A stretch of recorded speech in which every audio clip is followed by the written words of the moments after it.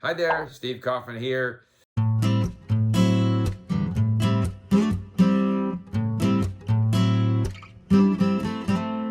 Hi there, just before I get into my main discussion today, I just wanted to update you on my 90-day challenge.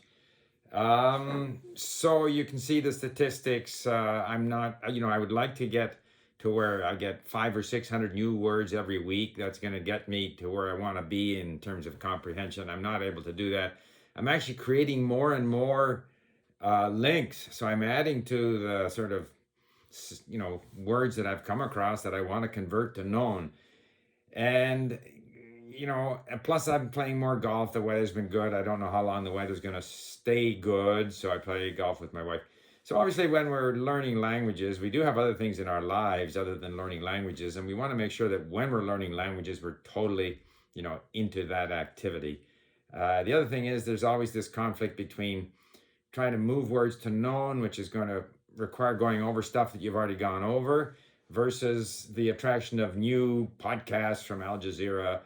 And I'll get into more of that later on, but that's to explain why I'm kind of a little disappointed with my statistics this week. Today I want to talk about a subject that comes up a lot with English speakers who are learning other languages, and that is that they are in the country where the language is spoken, they speak to someone in the language that they're learning, which is the language of the country, and the person replies in English, and this is a bit discouraging, and what can we do about it, and so forth. So I want to talk about that subject, but first, I remind you that if you enjoy these videos, please subscribe. You can click or tap on the bell to get notifications, and I would also encourage you to come and join us at Link and learn languages the way I learn languages. Now, so I saw a tweet, and by the way, I do enjoy Twitter because it is kind of fun to connect to people all over the world, as I do in different languages, and see what people are concerned about, talking about. Some of it has to do with language, some of it has to do with politics or interests that people have, and so forth. So anyway, there's this tweet. It's so discouraging, says someone, that I speak to someone in the language that I'm learning, and they reply in English. And this happens, of course, very often in places where the standard of English is very high, say Germany. It happens, but it can happen anywhere. It can happen when the person you're speaking to, for whatever reason, wants to use English. It may be because your German, Japanese, whatever, isn't very good. It may be because that person feels their English is better than your level in that language, and therefore it's more practical to speak in English. It may be because that person wants to practice their English just as you want to practice your language. And, if we turn the tables around, first of all, that'll happen mostly to English speakers. Obviously, if you are a speaker of, say, Russian, and you're in England and you speak to someone in English, they are highly unlikely to reply to you in Russian. That would be a very amazing coincidence that your random person in England or in the United States or even in France speaks Russian. So obviously this is something that happens much more to English speakers who are learning other languages. But if we turn things around, I often find that, say here in Canada, if I come across someone who I think is Korean or Iranian or whatever, and I can sometimes guess by their appearance or their name or whatever, then I try to address them in that language. I know that often that's not really appreciated because their perspective is, I live in Canada, what's the matter? You think my English is no good?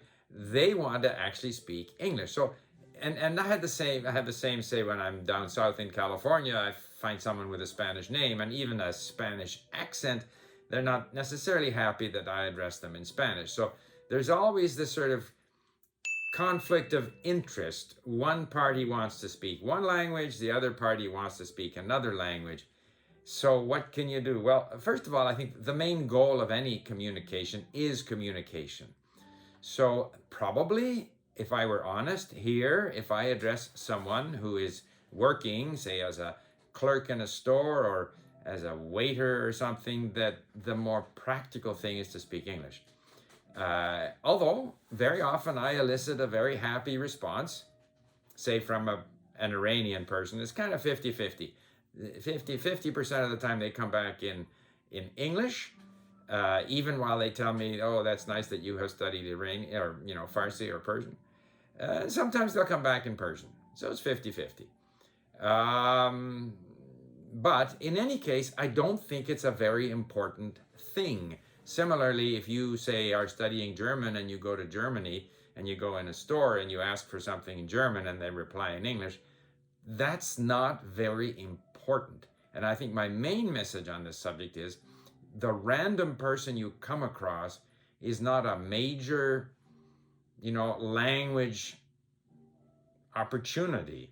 If you're with friends and they're all speaking German and you happen to be with them, if your German is so poor that every time you are involved in the conversation they have to switch to English, that's not good. That's more a reflection of your level of German.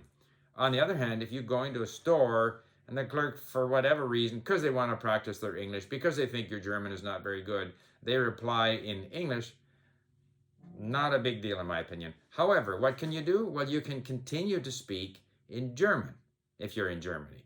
However, if I'm in Canada and the person replies in, and I speak, say, in Persian and they reply in English, I might try again with my Persian, but if they insist on speaking in English, I just speak in English. Because to my mind, ultimately, what am I trying to achieve in my language learning? It's not the ability to have a random encounter with someone at some point in my language learning, as if to confirm that I can speak the language. It doesn't matter to me. My goal is, have the odd fun surprising people in the language or using the language, if it works, if they accept, that I'm going to speak to them in that language. And if they don't accept it, fine and dandy. To me, it's more important that I'm able to understand podcasts, understand movies, hopefully look forward to the day when I can be in a genuine, meaningful conversation with people on a variety of subjects and handle my end of it in the language. That final goal, that's what matters. It's not a matter of, I spoke to someone in German and they replied in English. I just don't see that as a major issue. Yet it's something that comes up all the time. So I guess there we can continue. I think the only thing we can do is to continue to work to improve our level in the language. B, not take it so seriously, because they have just as much right to practice their English as you have to practice your German or Persian in my case. And C, look at your goals. Is the ultimate goal to be able to have a random conversation in the language, or is it to be able to access the full range of culture and movies and experience that you can have in the language down the road? And if that's the case, then this random opportunity where you are unable to use the language you're learning really doesn't have that much importance. So that's my thought on that subject.